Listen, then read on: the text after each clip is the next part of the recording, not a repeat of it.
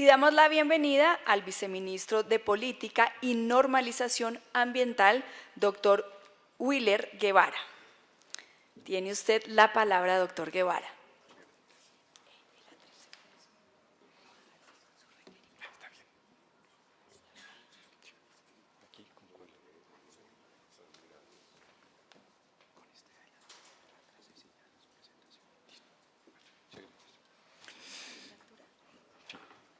Muy buenos días a todos. Disculpas por llegar un poco tarde. Nuestro ministro Luis Gilberto les manda muchos saludos. Aún seguimos en alerta máxima con Hidroituango. Eso nos tiene a veces absorbido y lograr cuadrar las agendas no resulta fácil, pero aquí estamos, porque estos espacios son de la mayor importancia para nosotros, donde tenemos gente como ustedes que se reúne a dialogar en torno a un tema tan importante. Agradecimiento especial al doctor Bruce McMaster, al doctor José Hernando Gómez, al doctor Carlos por generar estos espacios, a todos los expertos internacionales que nos acompañan, representantes de las diferentes instituciones, del gobierno, del sector privado, y a todos los que nos acompañan hoy. Muchas gracias por estar en este escenario. Este tema de desarrollo sostenible, del crecimiento verde, tiene una connotación bastante importante para el país, y no solamente para el país, sino para el planeta. Yo quisiera antes hacerles un recuento muy rápido de los avances que ha tenido el Ministerio de Ambiente y Desarrollo Sostenible en temas de conservación de ecosistemas. Mostrarles unas cifras que seguramente ustedes conocen, sobre lo que es la riqueza del país. Somos el segundo país más biodiverso del planeta. Y esa es una riqueza que a veces todavía como que no la valoramos, no la sentimos nuestra, porque lo miramos más como contemplativo. Y aquí ustedes miran en la presentación un ranking de lo que eso implica, ¿sí? Esa riqueza nos implica tener el primer puesto en especies de aves y orquídeas, el segundo en plantas, anfibios y peces, el tercero en palmas y reptiles, el cuarto en mamíferos, el quinto en ecosistemas continentales y marinos. Y mencionábamos, nosotros hemos reforzado el tema de lo que es la institucionalidad. El ministerio cambió de nombre hace unos años.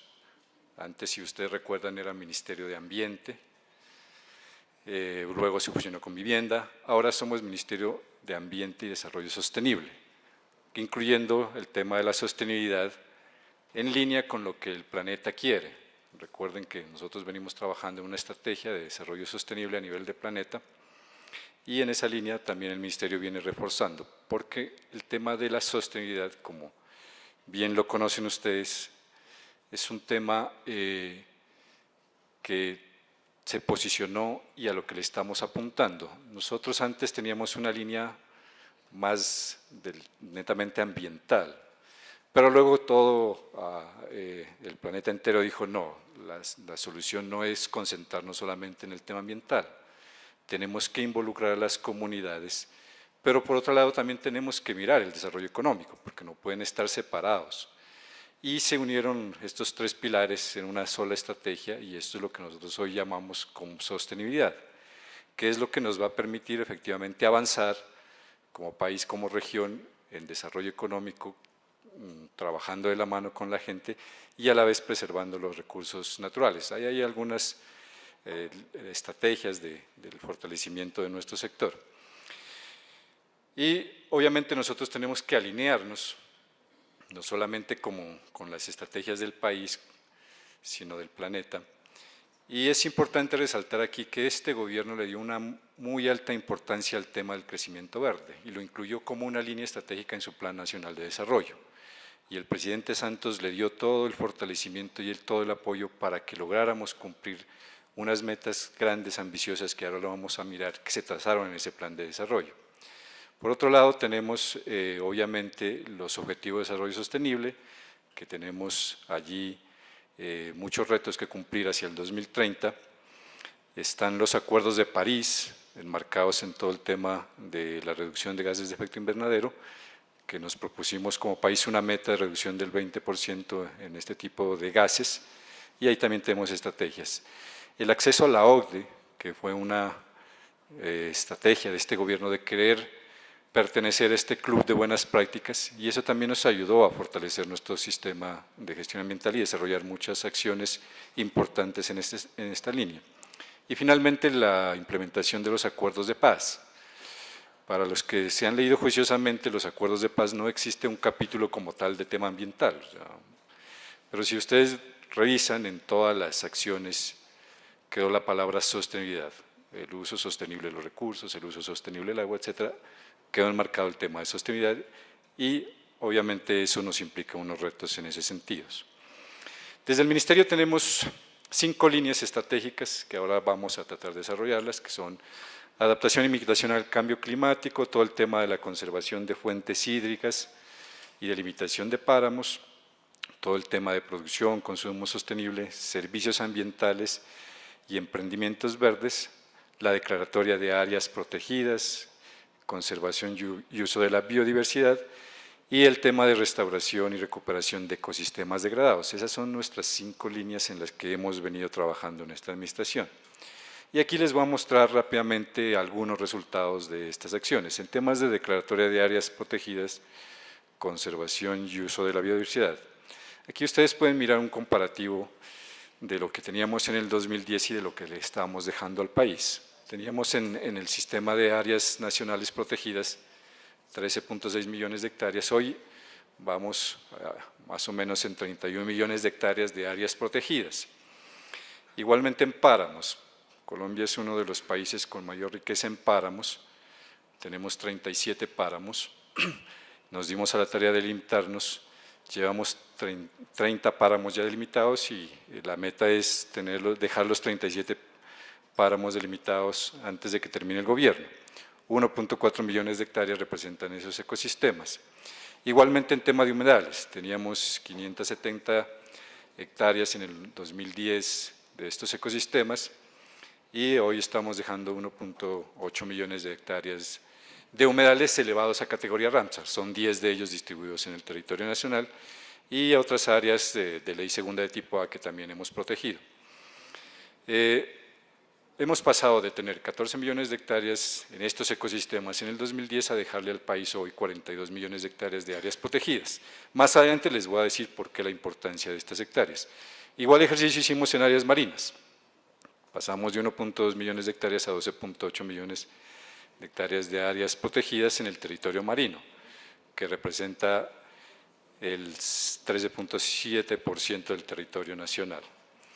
Aquí hay unos ejemplos de esas áreas, Malpelo, Yurupari, que se amplió de 0.95 a 4.5. Este ya es la serranía del Chiribiquete, que también se amplió de 2.8 a 4.3. Bueno, y estos son unos resultados que están relacionados con el tema de la paz. Nosotros teníamos unos territorios vedados donde pues no era fácil ingresar por las cuestiones de seguridad porque estaban acaparados por la guerrilla, y con la firma de los acuerdos de paz permitió que se pudiera ingresar a estos territorios y se organizaron expediciones, las famosas expediciones que ustedes conocen, expediciones las BIO, con el fin de revisar y reestudiar la riqueza en esos territorios. Ahí hay algunos resultados de estas expediciones. Se han hecho 14 de 20 que están programadas en las diferentes áreas del territorio, como lo pueden mirar en el mapa, en la presentación. Y unos datos preliminares: 108 posibles nuevas especies para la ciencia, nuevas. 131 especies endémicas, 211 especies con algún criterio de conservación y 4 especies redescubiertas, o sea que antes estaban y pensamos que ya no, pero que nuevamente se encontraron. Son aportes valiosos para el país y la ciencia. En temas de conservación de fuentes hídricas y limitación de páramos, les mencionaba el tema de la tarea de limitar los páramos. 37 de ellos hoy delimitados. En humedales Ramsar Bueno, voy a devolverme aquí un poquito a páramos. La ubicación. Si ustedes miran allí, los pueden mirar en los diferentes colorcitos, su ubicación, están todos en la zona andina y especialmente allí concentrados. Humedales, ahí también tienen el mapita de los 10 humedales que hemos elevado a categoría Ramsar en esta administración, distribuidos en diferentes partes, ecosistemas estratégicos del país. En temas de restauración y recuperación de ecosistemas degradados también hemos hecho un avance significativo. Aquí hay una tarea y un reto muy importante que es el tema de la deforestación. Ahí pueden mirar ustedes un histórico de cómo era el tema de la deforestación. Nosotros hemos hecho el esfuerzo de lograr disminuirla, pero aún nos quedan unos retos importantes que ahora les vamos a contar. ¿Qué pasó con el tema de la firma de los acuerdos de paz? De alguna manera estos territorios que antes por temor la gente no ingresaba quedaron liberados y eso implicó que también hubiera mayor presencia de gente que quiere acaparar estos territorios y eso disparó un poco la deforestación en ciertas áreas por el mismo hecho de querer tumbar el bosque para acaparar terrenos y por otro lado tener el tema de agricultura. Nosotros veníamos trabajando en una estrategia de lo que era la deforestación, identificando las causas de la deforestación. Ahí ustedes miran las principales causas, lo que les mencionaba, el acaparamiento de tierras, los temas de cultivos sin ICETA, pues el tema de la infraestructura normal de los proyectos grandes, incendios forestales, ganadería extensiva y el tema de la extracción ilícita de minerales son los principales focos de deforestación. Hicimos un análisis, una revisión de países que han pasado por este tema de haber firmado un acuerdo de paz y de cómo fue el comportamiento de la deforestación en los años siguientes. Y nos encontramos con esta información, ustedes miren allí algunos países en donde efectivamente la deforestación después de firmar los acuerdos de paz tuvo unos incrementos en algunos casos significativos. Ahí está Colombia con el 0.09 pues, de este año, o sea, de este ejercicio, pero lo que hemos mirado es que durante los próximos 5 años generalmente las tasas de deforestación se incrementan en los países donde se firmaron acuerdos de paz y luego empiezan a disminuir y algunos llegan a cero. Nuestra meta es evidentemente llegar a tener una deforestación de cero y en eso estamos trabajando.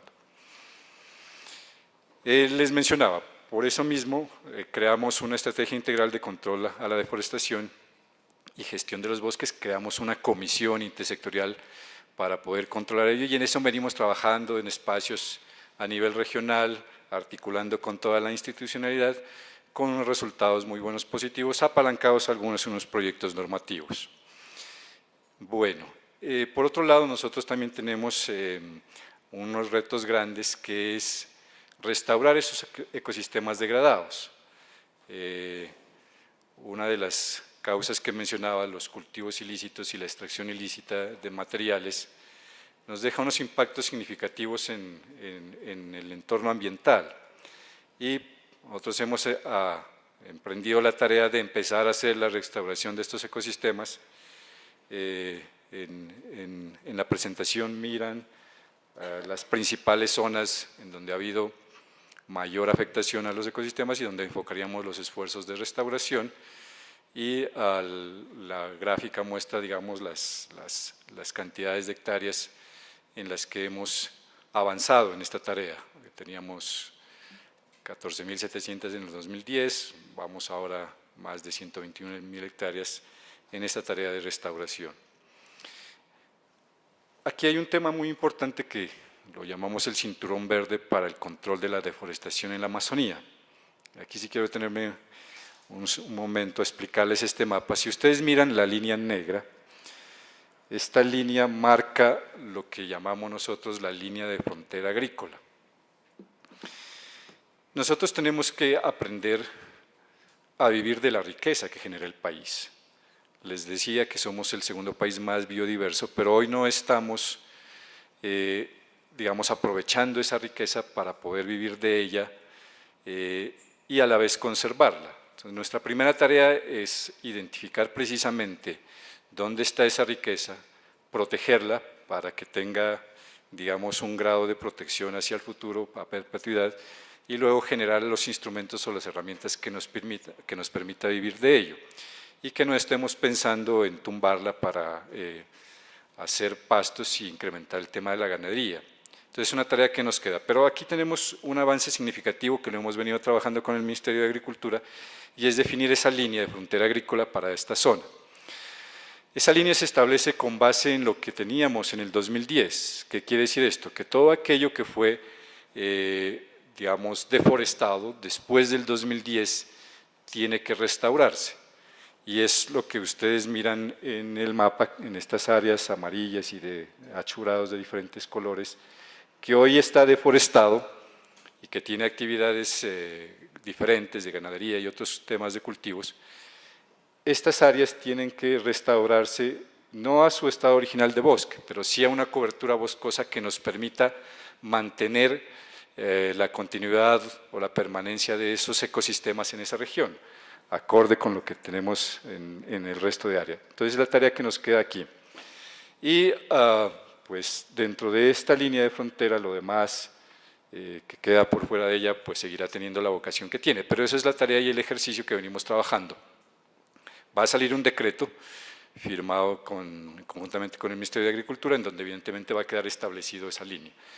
Ahí teníamos, y tenemos que cambiar, porque teníamos unos incentivos un poco perversos si los miramos ahora, ¿no?, de la ley agrícola. Entonces, antes, para titularle al dueño su predio, él tenía que demostrar que tumbó parte del bosque, ¿sí?, en los títulos baldíos, y así estaba en la ley. Entonces, él tenía que mostrar que tumbó, creo que la tercera parte, y entonces con eso le decían, bueno, listo, usted ya hizo su tarea, venga, le titulamos. Ahora nos toca cambiar ese esquema, porque evidentemente tenemos que migrar. Entonces ahora debe ser al revés. Si usted demuestra que tumbó o demostramos que tumbó, pues no le titulamos. Entonces ahora tiene que demostrar que va a conservarlo y a garantizar la protección hacia el futuro. Esas son herramientas que tenemos que seguir trabajando en ello. Bueno, aquí hay un tema más de detalle de lo que son estas áreas del cinturón verde, lo que queremos proteger. El acuerdo que les mencionaba, cero deforestación. Aquí es importante mencionar los sectores, ya que estamos aquí con la ANDI, que ha sido un aliado muy valioso en el ejercicio, no solamente de avanzar en temas normativos, sino de apoyarnos en toda la estrategia hacia donde queremos ir. Y los diferentes sectores se han vinculado muy activamente y nos ha ido muy bien. Aquí tenemos solamente algunos ejemplos: aceite de palma, los de bovinos, lácteos y madera, en estas iniciativas de aportar a cero deforestación. Ellos en sus programas han ido incluyendo líneas para ayudarnos en restauración de áreas y en reforestación de ecosistemas. Bueno, aquí también hay un ejemplo de pilotos que les mencionaba, propuestos para ganadería en cero deforestación en diferentes zonas, es importante mencionarlos. Por otro lado, bueno, tenemos, aquí quisiera también pasar muy rápidamente el tema de acceso a la OCDE. Nosotros teníamos aquí los comités en los que participábamos. Nuestra área, el ministerio como tal, tuvo una tarea importante digamos, en 3 comités, que teníamos que hacer la tarea relacionada principalmente con el tema de químicos, políticas ambientales, y el tema, resumiéndolo ahí, en el tema de residuos a nivel de país. Todo eso, el ministerio fue, digamos, como el piloto en esta estrategia, y de los primeros que presentamos y los que aprobamos los comités y los que impulsamos el acceso a esto. ¿Qué nos queda del tema de los comités? Tareas que ya hicimos, porque evidentemente la OCDE, ¿qué nos hizo? Nos hizo una revisión y nos dijo, bueno, si ustedes quieren estar en este club, tienen que demostrar que van a tener la capacidad para hacerlo y demostrar que van a generar esas líneas de estrategia hacia dónde ir. Y lo que les mencionaba, en químicos, ambiental y el tema de residuos, pues obviamente se generó esa estrategia, y derivado de eso nació el COMPES de residuos. Bueno, y de químicos tenemos las diferentes estrategias y normativas que van a quedar. El esfuerzo se hizo, se generó como ese primer ejercicio para que el audio nos revisara y nos dijera, sí, vemos que tienen voluntad y capacidad y van en buena línea, y se aprueba el comité, pero de ahí nos queda la siguiente tarea, que es evidentemente ya a aportarle a todos los instrumentos y las líneas de acción que tenemos que desarrollar de aquí en adelante. Bueno, esto es una línea que voy a tener allí de cómo vamos. Producción y consumo sostenible. En este tema, el sector es fundamental y clave. Nosotros cuando hablamos de producción y consumo sostenible, pues tenemos que involucrar al sector productivo. Y en eso hemos avanzado en generar, digamos, una sinergia con ellos, trabajando en diferentes estrategias.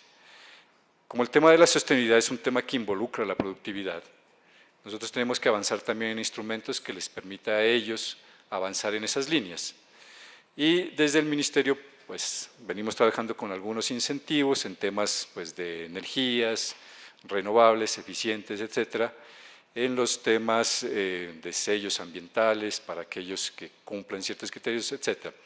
Pero también es importante mencionar que la institucionalidad tiene que vincularse a este sistema de producción y consumo sostenible. Y nosotros miramos una oportunidad que había allí en la institucionalidad, porque la institucionalidad contrata muchos bienes y servicios. Y en ese esquema de contratación involucramos las variables ambientales para hacer que los temas de contratación involucraran el análisis ambiental y que las decisiones al final no se tomaran con base en el más económico, sino que involucrara cuál era el ambientablemente más razonable, sin importar pues si fuera el más económico. Eso nos llevó a hacer un trabajo bastante detallado y hoy tenemos varias instituciones trabajando en lo que se llaman las compras públicas sostenibles. Ellos dentro de sus procesos licitatorios involucran las variables ambientales y tienen ahí unos valores agregados para poder contratar.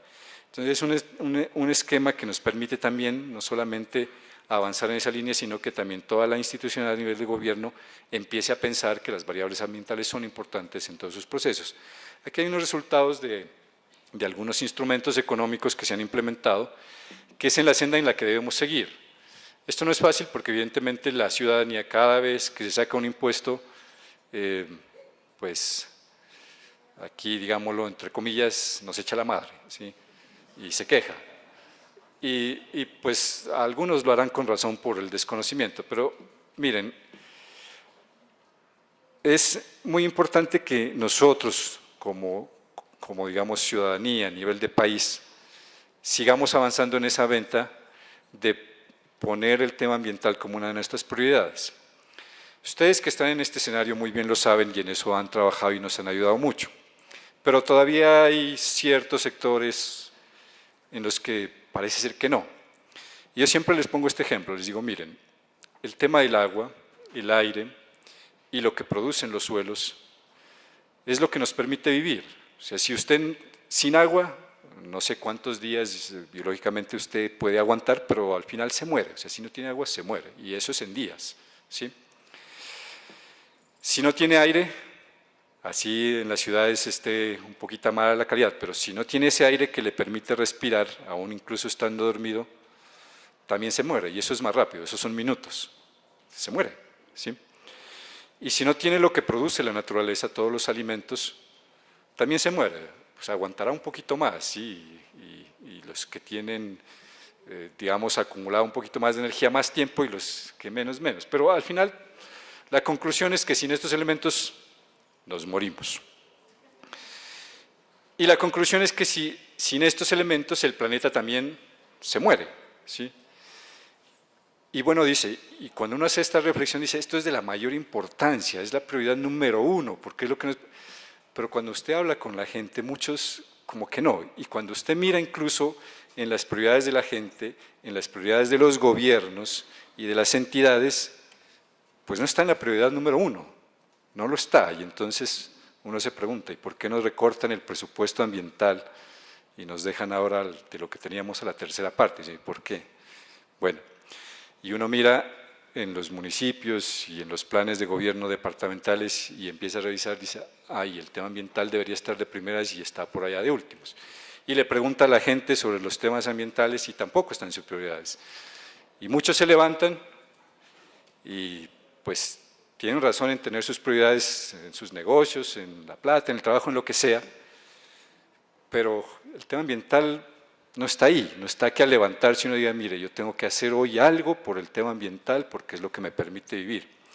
Y en el planeta nos dimos cuenta tarde, entonces hoy hay una gran fuerza por querer lograr posicionar al planeta en esa dirección de conservarlo, pero nos dimos cuenta tarde porque hoy llevamos planeta y medio de habernos gastado de lo que teníamos.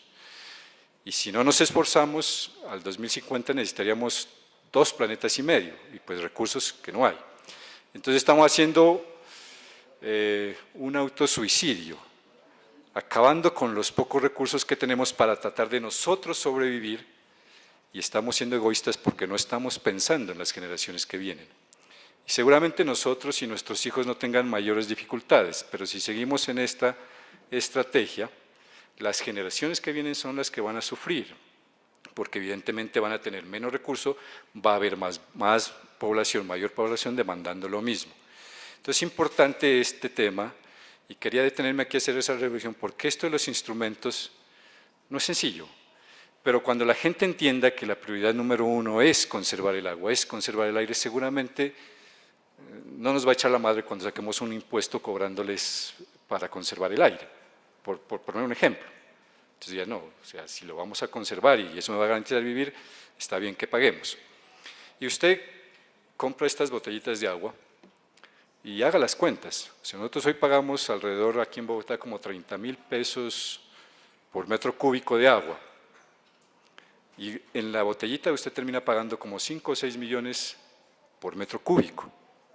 Y entonces la pregunta es, si pagamos toda esa plata por tomar una agua embotellada, que en algunos casos, como en Bogotá, que tiene buena calidad, pues no necesitamos, pero en otros sí seguramente, ¿por qué no podemos también pagar un poco más por esa preservación y esa conservación? Entonces ahí hay unos datos de los impuestos que hemos sacado y que seguramente nos dieron dolores de cabeza, el tema de las bolsas plásticas, que nos fue muy bien, porque esta era una estrategia más de pedagogía, de querer cambiar a la mentalidad de la gente y de apuntarle a esto de la conservación. Y hubo reacciones en todo sentido, pero al final capitalizamos en un ejercicio bueno y a la vez vamos a tener unos ingresos. El recaudo al impuesto del carbono, tasa por el uso de agua, que logramos incrementar un poco la tarifa, todavía nos quedó muy baja. Ahí no lo logramos porque hubo mucha resistencia en algunos sectores, pero todavía es baja, ahí debemos incrementar. Y bueno, el tema digamos, de fomentar la riqueza que tenemos. Bosques de paz, esta es otra estrategia que nació inicialmente como un tributo a las víctimas, pero luego pegó muy bien y ahora tenemos bosques de paz por todos lados de la gente que quiere tener un bosque alusivo no solamente al tema de violencia, sino como un espacio representativo en su región. Porque evidentemente nuestro eslogan es la paz está en nuestra naturaleza y eso es una realidad. O sea, si usted quiere, sobre todo los que vivimos en ciudad, desestresarse o relajarse, ¿qué hace los fines de semana? Pues busca un lugar menos poblado, visita un parque, etcétera, y un bosque y siente uno la paz, o sea, eso no hay pierde allí. Bueno, el tema del postconsumo lo mencionaban aquí, no voy a tener en eso, evidentemente hemos avanzado también en esa estrategia, creo que ahora más tarde vamos a puntualizar en ello. El tema de adaptación y mitigación al cambio climático, lo que les mencionaba, tenemos una meta de reducción y obviamente allí tenemos que avanzar con esta estrategia para lograr ese 20% hacia el 2030 en diferentes sectores y estrategias. Aquí está un resumen de todo el avance que hay, va muy bien, o sea, ahí tenemos desde el Plan Nacional de Adaptación al Cambio Climático hasta estrategias regionales y a los sectores trabajando cada uno en conseguir su meta individualmente. Algunas cifras de lo que ha implicado, porque evidentemente Colombia es un país que tiene una muy alta vulnerabilidad al cambio climático y el cambio climático pues ya no es un cuento, ya es una realidad y lo estamos viviendo en el país desde hace ya algunos años en diferentes regiones y ahí hay que hacer esfuerzos por adaptarnos y ser más preventivos en ese tema. Todo este ejercicio que hemos hecho, pues este es un resumen muy breve y que el presidente Santos ha sido el que le ha dado impulso, pues tiene un gran reconocimiento de ese liderazgo como Colombia en materia ambiental por fuera. Si ustedes miran y van y los que han tenido oportunidad afuera, esto es un boom. la paz y el tema ambiental y nos felicitan y todo, pero uno va aquí a las regiones y no, es como si no hubiéramos hecho nada y uno queda pensativo y dice, ¿y qué pasó aquí? Pero yo creo que ese reconocimiento lo van a hacer posteriormente, porque evidentemente nosotros estamos dejando las bases para poder hacer este crecimiento verde y este desarrollo sostenible. Pero aún nos queda tarea. Yo les mencioné ahí algunas líneas en las que hay que seguir trabajando. Entonces, ¿nosotros qué hicimos? Con todo esto que les contextualicé y les conté, estamos dejándole al país la base natural en la que tiene que enfocarse de la riqueza, ¿sí? Ahí dejamos protegidas, incrementamos las áreas, los páramos, etcétera, definimos las fronteras agrícolas o pecuarias y otras estrategias, alcanzamos a alcanzar algunos instrumentos normativos en esa dirección, pero nos queda la tarea más difícil, y es el cambio no solamente de mentalidad, sino de actitud del país en creer que como país podemos vivir de esa naturaleza. Pero eso no se logra de la noche a la mañana. O sea, nosotros no podemos aspirar o pretender que de aquí en un año todos estemos viviendo de la naturaleza y todos tranquilos. No, obviamente eso necesita un plan para ir avanzando en esa dirección, y por esa razón todo este esquema del crecimiento verde y todo el análisis que ha hecho nuestro doctor José aquí, todo eso implica dejar esa ruta hacia donde queremos ir. Pero también tenemos el reto de que el país completo lo entienda, lo capitalice y podamos implementarlo.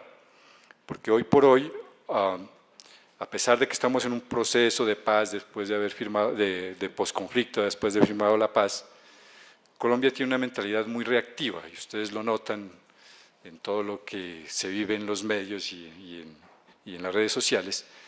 Somos muy críticos, pero negativamente. Entonces nos criticamos unos a otros como si no fuéramos todos colombianos.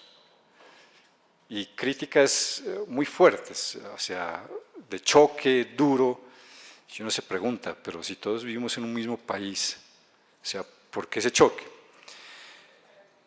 Ese es un reto que tenemos, porque evidentemente nosotros debemos cambiar a ser más propositivos, o sea, en lugar de desgastarnos tanto en choques y en criticar y a veces sin argumentos suficientes técnicos, debemos migrar a ser más propositivos.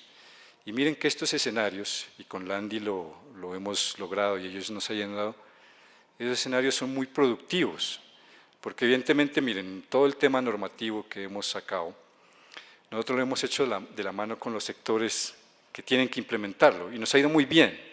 Nos ha ido muy bien porque pues todos avanzamos en una misma meta, pero cuando uno empieza por un lado, otro por otro y empezamos a chocar, al final los resultados pues o no se logra la meta o no son tan productivos. Entonces ese es un reto y una tarea que tenemos. Y el otro punto es que debemos creer que nuestro esquema económico como hoy lo tenemos puede cambiar y tener el mayor ingreso asociado a la naturaleza. Hoy tenemos un esquema pues basado en petróleo, minería, ganadería, agricultura, etcétera, etcétera.